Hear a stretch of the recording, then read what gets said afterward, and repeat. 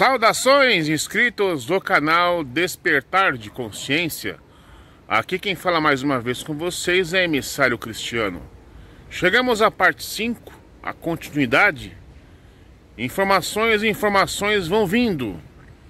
Estudos esses que você não vai encontrar frequentando uma escola bíblica dominical, uma escola sabatina, né?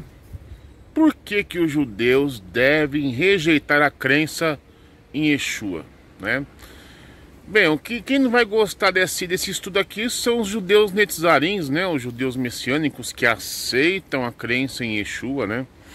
Mas enfim, judeu que é judeu não aceita a crença e os ensinamentos desse personagem, né? Que é uma coisa totalmente incoerente com os ensinamentos do Torá, ok? E é conhecimento secreto, né? Conhecimento secreto que vai despertar muitas mentes da enganação desse sistema religioso da cristandade, ok? Ah, e lembrando só uma coisa, esta série não tem a finalidade de confrontar nenhum grupo, nenhum movimento, principalmente dos judeus messiânicos. Não, nosso objetivo não é esse. Meu objetivo é esclarecer, né, a parte da cristandade que tem por assim um certo preconceito sobre alguns assuntos do que é judaísmo, né? Por que que os judeus não aceitam Jesus como Messias? Ou por que que os judeus de verdade, né, devem rejeitar a crença nesse Jesus aí, né? As crendices dele. Então é só para esclarecimento, não é para dizer não, nós judeus estamos com a verdade, vocês messiânicos, evangélicos, católicos e protestantes estão com a mentira, não. Aqui colocamos as cartas sobre a mesa e mostramos os dois lados da moeda, né? É só para esclarecimento, não é para você, enfim, ser monoteísta, judeu, ortodoxo, não, é só para esclarecimento, é só para quebrar esse paradigma, quebrar esse tabu, quebrar esse preconceito, para você saber finalmente por que que os judeus não aceitam Jesus como Messias e por que os próprios judeus devem rejeitar a crença nesse Jesus aí, ok? Então bora pro vídeo, dando continuidade. Só que antes, se inscreva no canal, você que ainda não é inscrito, deixa aquele like, deixe seu comentário, compartilhe e bora pro estudo. Solta a vinhetinha.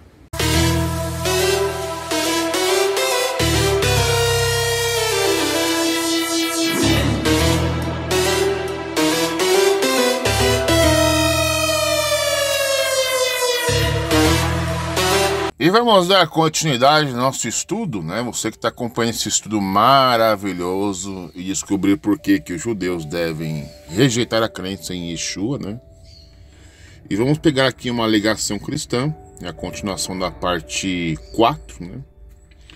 Jesus é Deus, o Senhor, que encarnou, veio em carne na forma de um homem. E qual a resposta judaica para isso, né? Eu falo muito bem sempre, né, que o único grupo ali entre toda a cristandade que tem mais experiência em conhecimento do eterno, né, é os próprios judeus, né? Judeus ortodoxos, Abraão, Isaac, Jacó, Davi, os profetas, enfim.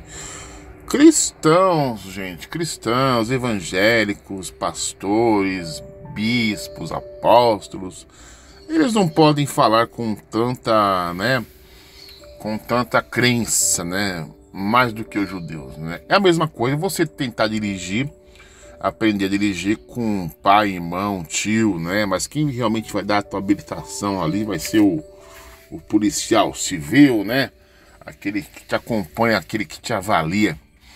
Ou quem que vai te dar aula realmente é o instrutor, né? O habilitado para isso. Vamos começar aqui. A resposta judaica. Tanto o judaísmo quanto o cristianismo concordam em alguns aspectos da natureza de Deus, tais como Deus existe, é eterno, criador, é onisciente, onipresente. Isso aí o cristão e o judeu aceitam. No entanto, há um problema na forma com que o cristianismo define sua divindade, e isso leva a divergência nas duas perspectivas. As principais diferenças na forma como o judaísmo e o cristianismo enxergam a natureza de Deus estão resumidos na tabela 2b4 abaixo e discutidas com mais detalhes a seguir. Então temos aqui a tabela abaixo, né? E o que diz aqui? A divindade no judaísmo é um Deus único, assim como está escrito no livro de Devarim. Escuta Israel, o nosso Deus é um só. E a divindade no cristianismo é uma trindade. A compatibilidade não temos nenhuma, e nem com a Bíblia hebraica. É incorpóreo no cristianismo, encarnado em um homem. E lá nos Mormons também, lá fala que Deus tem carne e osso, né? É constante, muda. Por que é constante? Porque, como diz o profeta Isaías, as minhas palavras que saem da minha boca, né, não voltará para mim sem propósito algum, mas vai voltar com o propósito do qual foi enviado. Então ele não muda, o eterno não muda. Mas no caso do cristianismo, ele muda. Por que você acha que existe o chamado Novo Testamento? Ele mudou, né? Não tem gênero, quer dizer, não tem definição se ele é masculino ou feminino. Mas no cristianismo ele aparenta ser masculino. Então, se ele aparenta ser masculino, porque no Novo Testamento ele se apresenta como masculino, né? Então a perspectiva judaica é compatível com a Bíblia hebraica por definição. Aí temos esse primeiro item aqui. Preste atenção. A divindade na Bíblia hebraica, o Deus de Israel, é uma unidade indivisível. O credo judaico tradicional, o Shema, descreve Deus como um destaque adicionado para dar ênfase ao longo deste documento, salvo quando houver nota específica. Devarim, capítulo 6, verso 4. Ouve, ó Israel. Então não é ouve, ó cristãos, ouve, ó evangélicos, é Israel. O nosso Senhor é nosso Deus, o Senhor é um. Tá vendo que está grifado até com o fundo amarelo? Ele não é 3, né? Ele não é 2, ele é um. É assim como o próprio Eterno se revelou à nação de Israel. Ele não falou assim, olha gente, olha Israel, eu sou 3. Não, ele é direto. Ele já fala na lata, eu sou um. Uma vez que a palavra um, neste verso, é um adjetivo, ela demonstra a descrição do nome o Senhor, que exclui a possibilidade de uma unidade composta.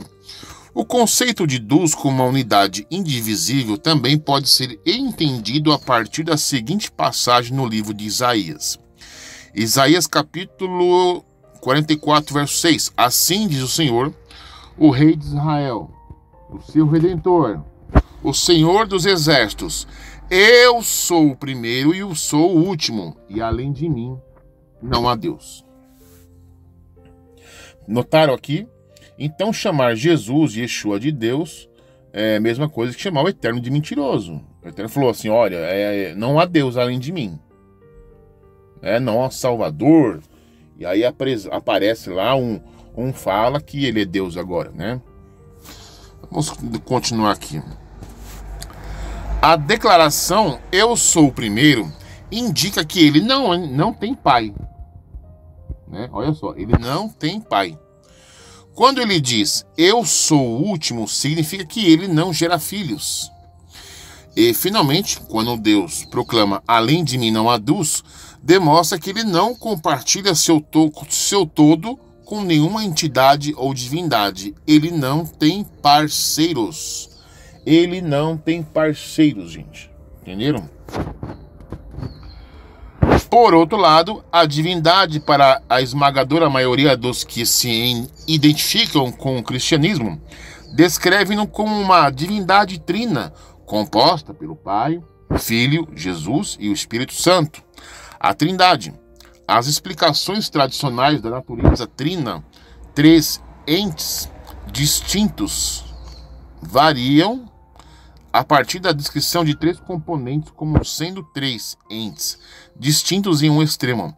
para admitir que a Trindade alude às explicações e é um mistério, no qual outro extremo. Entre esses dois extremos está a descrição da Trindade. Essa assunto Trindade vai ser a nossa próxima série que vamos fazer, né?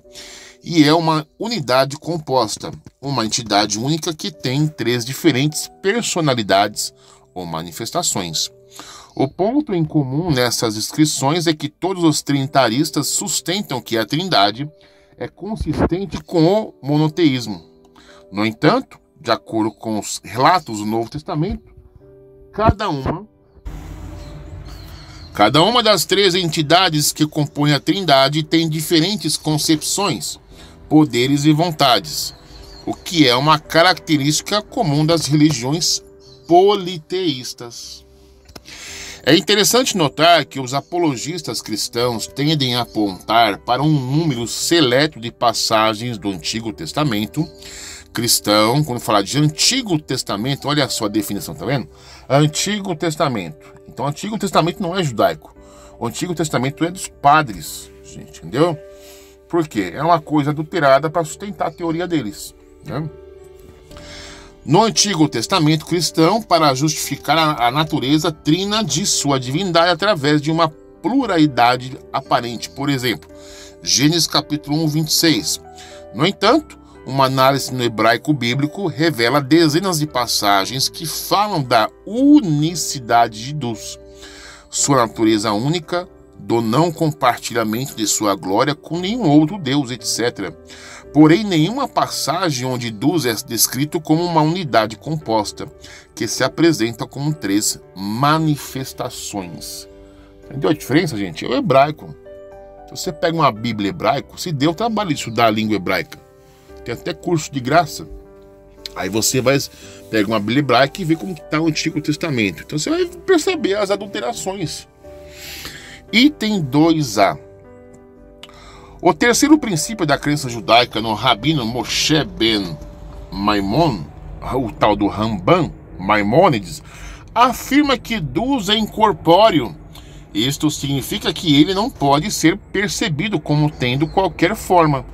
Conclusão baseada na seguinte passagem do Torá. Devarim capítulo 4, verso 15 ao 19.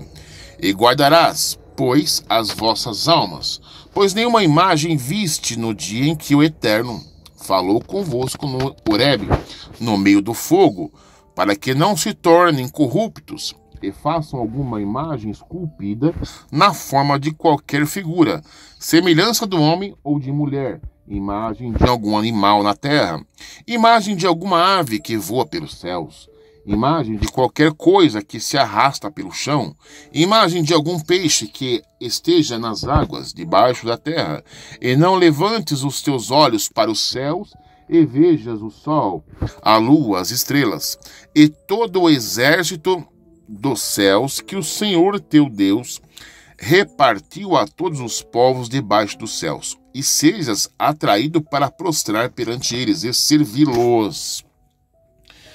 Então, o que acontece aqui, vamos até subir um pouquinho aqui. Uma vez que nenhuma forma de Deus foi visível e vista durante a revelação no Sinai, os israelitas são informados que a representação dele, através de qualquer tipo de imagem, é proibida. Tá vendo? Perceberam aqui o detalhe? Os israelitas são informados que a representação dele, através de qualquer tipo de imagem, é proibida. Então, mesmo que o Jesus ou Yeshua afirme ser representação da imagem de Deus, é proibido. Mesmo que Yeshua fale, olha, eu sou Deus, é proibido. O Eterno falou isso, que é proibido. Que acabamos de ler lá em Devarim, né? Que Deus não é homem é ensinado na Bíblia hebraica em diversas ocasiões. Números capítulo 23, 19. Deus não é homem. Então, se Deus não é homem, então Deus não é Jesus. Deus não é Yeshua. Para que minta, nem mortal para que se arrependa. Ele iria dizer e não fazer, falar e não cumprir. 2 Samuel capítulo 15, verso 29. E Também o Eterno de Israel não mente nem se arrepende, pois ele não é homem para que se arrependa. Aí vem os ateus, né, normalmente pegam textos isolados, assim, não como que eu estou pegando, né, estou sendo focalizado no assunto. Mas eu recomendo que você lê o capítulo todo, né? Eles pegam um texto, junta com outro, fala assim, tá vendo, tá vendo? Deus fala que não se arrepende, mas se arrependeu depois. Então esquece de ler o contexto, né? E o Jó, capítulo 3, 9, verso 32. Pois ele não é homem como eu, para que eu deva responder-lhe. Vamos nos reunir em juízo. Então, em contraste com a posição judaica, a divindade cristã tomou a forma de um homem chamado Jesus. Perceba como é incoerente as coisas? O Eterno, ele diz, eu não sou homem. Mas aí vem o cristianismo, cria o Novo Testamento, a Brit Hadashah, né? Os padres manipulam o Tanar, criando uma coisa chamada Antigo Testamento, começam a enxertar nesses livros suas crenças, suas doutrinas, para que as reflitam suas crenças, né? A verdade é essa, mas em contrapartida, entra em contradição com aquilo que o Eterno diz, eu não sou homem. Ah, mas vamos criar um personagem, né, que se diz ser Deus, né? É contraditório, né, gente? E vamos para o item 2b, já está acabando, tá, gente? Aí vamos para a parte 6 aí. O ponto de vista do judaísmo de que a natureza de Deus é constante, que ele não muda, é relacionado com a sua natureza incorpórea e reflete-se na seguinte passagem. Malaquias capítulo 3, verso 6. Pois eu, o Senhor, não mudo, e vocês, filhos de Jacó, não são consumados. Então, o que está vendo aqui, fundo amarelo, bem claro, gente. Se o Eterno declara, aliás, o principal profeta ali do Tanar é o próprio Eterno. Em Malaquias, de lá, assim diz o Senhor, pois eu, o Senhor, não mudo. E por que raios vem o Novo Testamento? Quer dizer que ele mudou? A palavra do Eterno faz curva agora? Ah, o que ele falou atrás, não vou fazer a nova aliança que é melhor, né? Então, quer dizer, eu acabei mudando. Mudei os meus planos, né? Quer dizer que é um Deus que não tem palavra. Não dá para confiar em Deus agora. Vamos confiar naquilo que ele mudou agora. Então, se ele fala que não muda, então, obviamente, que o Deus de Abraão, Isaac e Jacó, de Moisés, não é o mesmo Deus daquele que falou assim, este é meu filho amado, a quem tenho paixão, com prazo da idade, né? Aquela voz que eles ouviram do céu, né? Aquela coisa. Não é o mesmo, né? E vocês, filhos de Jacó, não são consumados. No entanto, a divindade dentro do cristianismo mudou a partir do infinito e se transformou em finito, de forma de um homem chamado Jesus, ou Yeshua, ou Yahushua, Yahushua, a história mesma. Item 3. A compreensão de que Deus não é nem homem, nem mulher, segue diretamente ao fato de que Deus é incorpóreo, segundo o item, que vamos ler já já. Em nítido contraste com a visão judaica, a encarnação da divindade no cristianismo, tornando-se homem, é evidente a partir do relato da circuncisão de Jesus no Novo Testamento. Lucas capítulo 2, verso 21 diz o seguinte: E quando os 8 dias foram cumpridos para a circuncisão, a criança, seu nome foi chamado Jesus, pois foi assim que chamado pelo anjo, antes dele ter sido concebido no seio materno.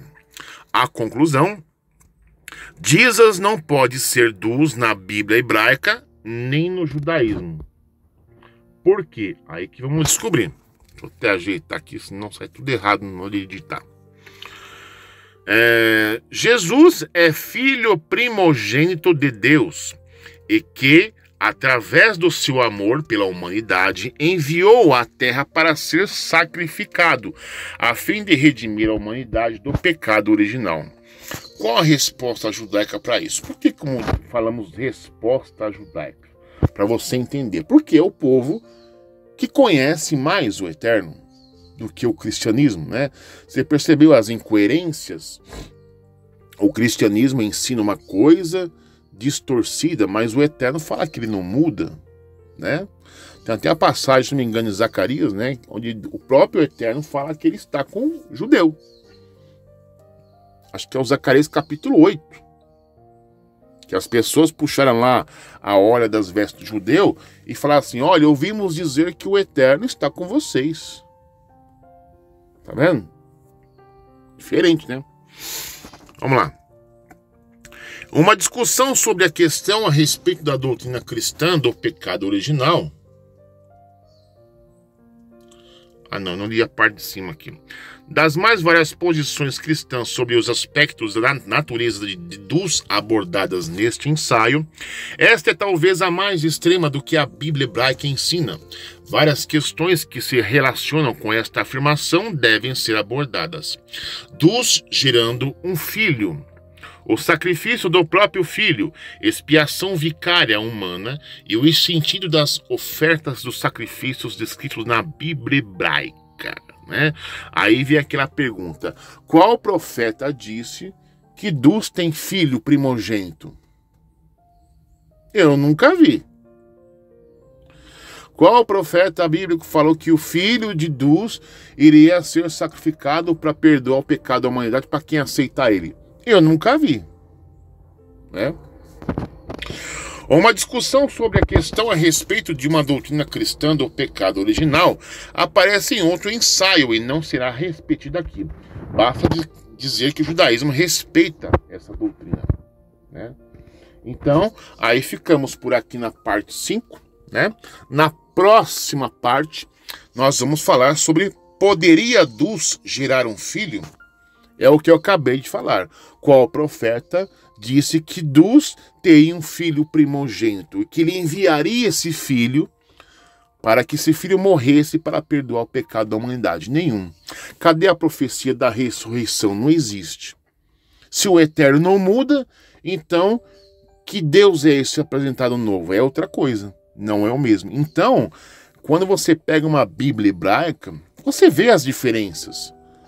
E quando você compara com o Antigo Testamento, você vê que ele tem adulteração, acréscimos, adaptações que os padres fizeram, que os pastores fizeram nas suas Bíblias particulares, né, para que a Bíblia refletisse as suas crendices.